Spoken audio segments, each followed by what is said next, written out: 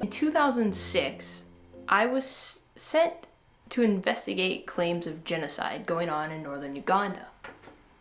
I was 22. I posed as a student studying culture. That's how I got in, and I brought out the only uncensored images from that time period in the country that actually prove that there was genocide occurring within internally displaced people's camps in the northern region. You have a population that were internment camps for 20 years. They went through genocide. When they went into the camps, their population was 2 million. When they came out of the camps of latest census, there's 600,000 people left who are currently, in an area. It's a tiny little area. It's maybe the size of Westchester County. Because the world didn't know what was going on. You had the Ugandan government telling the world that, hey, there's this one guy doing this one thing, Joseph Cohn, and he's kidnapping our children. But they didn't happen to mention, oh, by the way, we put our entire other population into camps because we want their land.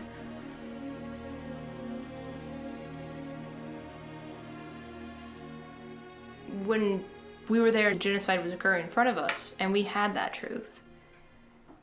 And we were screaming as loud as we could. I learned how easy it is for bigger powers to sort of stifle that truth and the frustration of what it feels like when you know that something's going on and you know that horrible things are happening or just things that maybe aren't right are going on, and you're the only one that's saying anything, is that you have to keep screaming. Because of the footage that we brought back, the people were actually released from the camps that they were in. I just found that out recently, actually, which was it was a little mind-blowing. I had no idea. But when I went to interview Olera Otunu in July, he actually made me aware of that. I thought that what we had done kind of just went and sat aside. There's a little story done about it. But I guess because of the pictures that we brought back and the way that we got them out, and because it made it to a bigger world forum, they realized they couldn't keep the Acholi population within the concentration camps.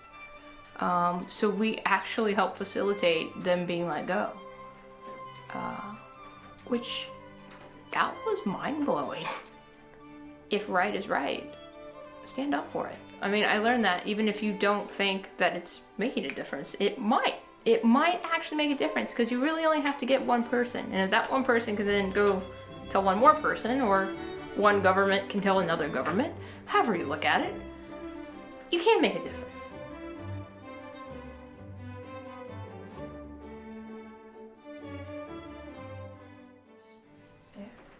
Probably the biggest life lesson I've learned is how fragile life is.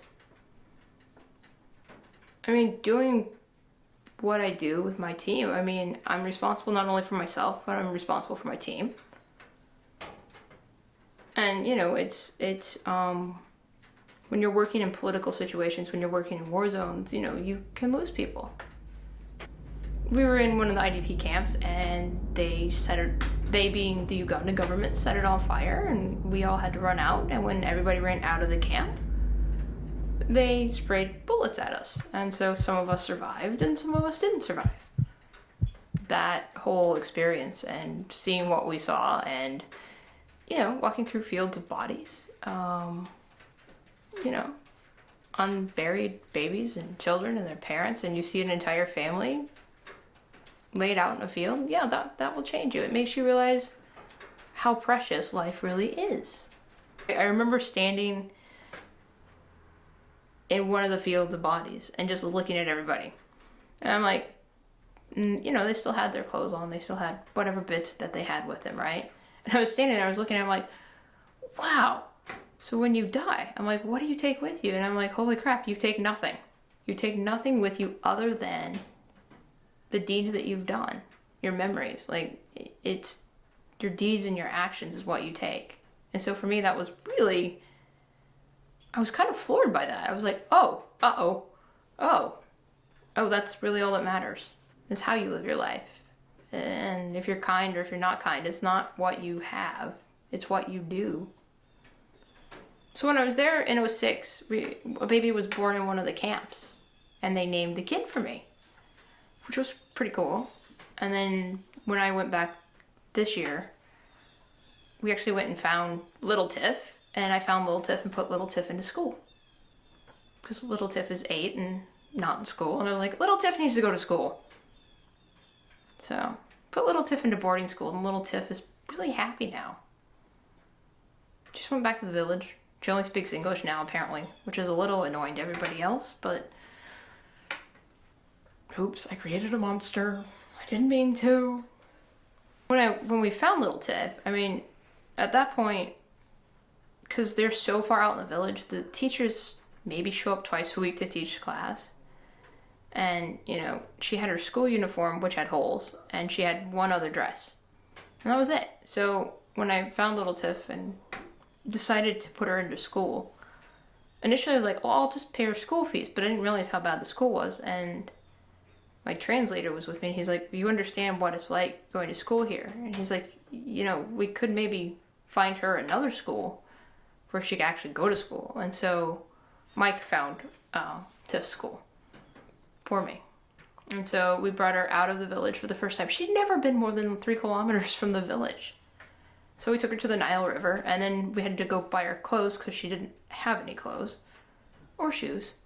But anyway, so I documented genocide. I came back to the US and went to work for Muppets and did other things, and just kind of thought maybe one day I would do something with the footage, but wasn't really sure what I would be able to do.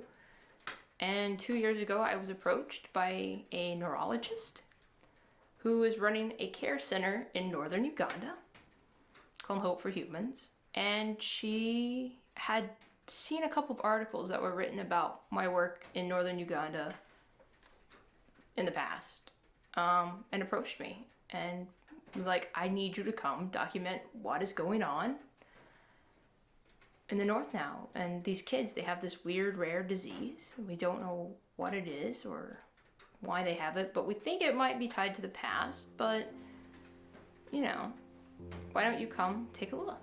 And I was like, no, I'm not going back. And then eventually she convinced me, and I spent most of last year, or most of this year, in Uganda. I guess it'll be last year by the time you watch it, right? I spent most of 2015 on location in Uganda. I spent 78 days on the ground. I had malaria 3 times. I broke my arm. It was fun.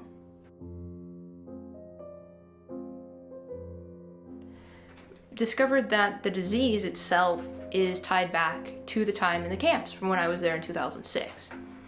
And so most likely it was an environmental trigger.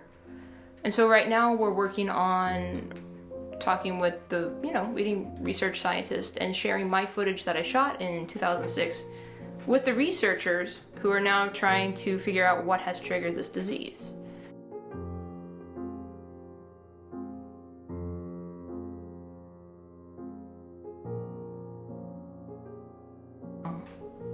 Yeah, a lot of the kids that have Down syndrome, their seizures are triggered by the sight or smell of food, and or when they touch water, that sort of thing. Anytime like their body has to produce energy, they have seizures. And so we were out doing our thing. I had been puking all morning. I'm sure that's really what you want to know, but it happens a lot there. But yeah, so we finally got out for the afternoon. We're driving around, and somebody flagged us down, and this kid had just drowned in a river. He was 9. His name was Ivan. He'd had a seizure. And so we brought him back, got a casket, dug his grave, and buried him. We filmed most of it, but not all of it, because sometimes it's not appropriate to keep filming. Like, I know it's our job, but sometimes you just have to use that moral judgment of when are you going to film things and when are you not going to film things. And I figure it's not breaking news. Let's give the family a little respect here. So occasionally we put down the cameras and pick up a shovel. I've had to set aside what my personal morals are. I've learned that to function within different societies in extreme situations, sometimes the morals that a person holds, you have to put them aside and you have to sort of go with the morals of the society in which you're working. The blurry lines of, right and wrong and what we think is right and what they think is right.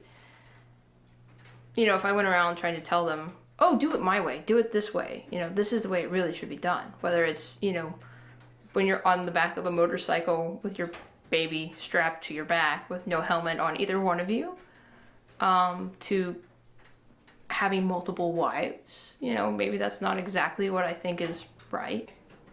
Here, if a kid's living outside and tied to a tree, a lot of times with Nine syndrome, right?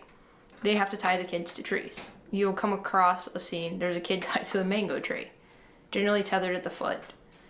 And from the outside, and if you're just coming in from this point of view, that's pretty bad.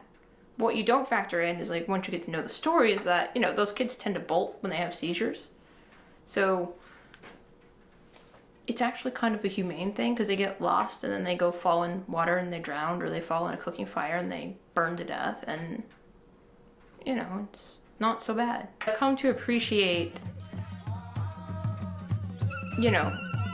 cultures for what they are, and to respect other people's points of view, and to try to stand in their shoes and see the world from their eyes. I've just been able to see and witness life outside of what we know. Life outside of what the media tells you and shows you. Very much unedited. There's no point of view but my own. Maybe that's what makes me special and kind of weird.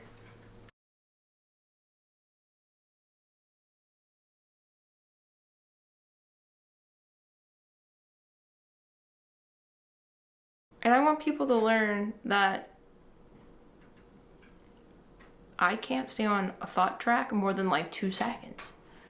Ever. So the fact that I finish this film and it gets out, it'll be amazing.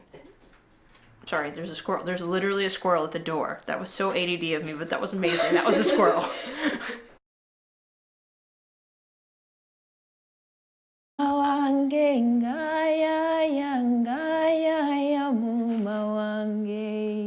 My name is Akidi Betty, and I'm from Pajula, Manacholi by tribe.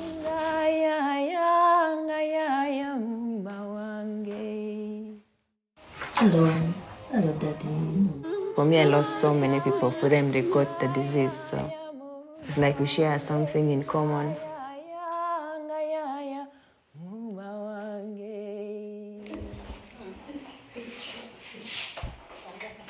I just used to hear about nodding disease, and the pictures I was seeing on TV, it was terrible.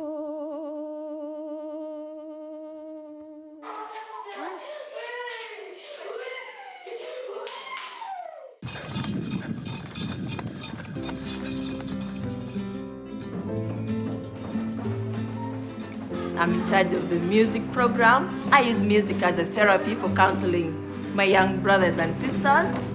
Music therapy works or music heals.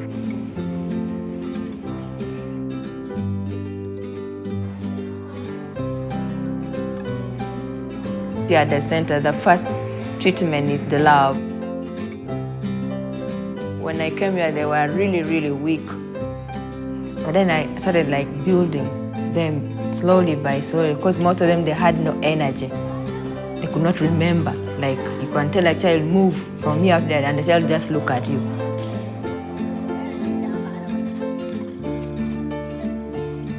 This is the most difficult job that I've ever got. My coming here, I've lost all the friends. People think when I come here, I'll take for them the disease back to Lira. So no one wants to come to my house, no one wants to eat my food, no one wants to share anything with me. With the children, I feel like I have no problem. I'm just smiling.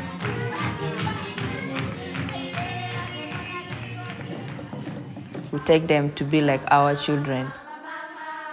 You find most of the parents, they don't care. about these kids. They call them all sorts of names when they go back home. But there's a day I invited over 100 people here, and I shouldn't entertain them, because if I dance and you clap for me, then I've made you happy. Then you must respect me.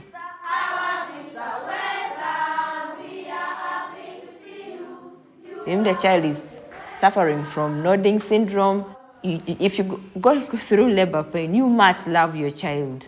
And I take every child to be my child. What keeps me moving is that I see that children are healing. When they're dancing, the smile is just natural. They don't force the smile. The energy that they give me when I'm dancing with them, it keeps me moving.